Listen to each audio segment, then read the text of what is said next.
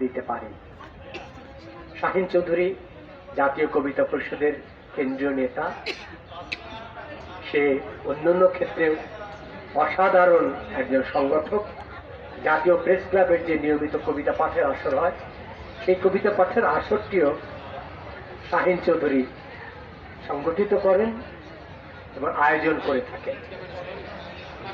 এই বহুমাত্রিক প্রতিভার অধিকারী শাহীন চৌধুরীর এই কাব্যগ্রন্থ বাতাসে জলে আগুন, এই গ্রন্থের আমি বহুল পাঠকপ্রিয়তা প্রত্যাশা করি। এখানে যারা লেখক আছেন, আলোচক আছেন, তাদের কাছে আমি অনুরোধ করবো যে আপনার শাহীন চৌধুরীর গ্রন্থটি, আজকে তো ফেসবুকের যুগ, আপনারা পাঠ করবেন এবং এই গ্রন্থের সম্বন্ধে আপনারা আলোচনা লিখবেন।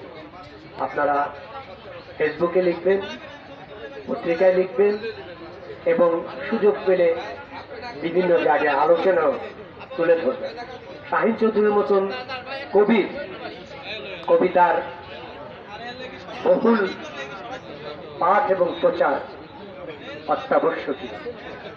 আমি এই কবির কালোত্তীর্ণ জয়যাত্রা অব্যাহত থাকুক, সে আরো খ্যাতি এবং প্রতিষ্ঠার শীর্ষে পৌঁছার আজকে দিনে এ আমার প্রত্যাশা। ধন্যবাদ সবাইকে।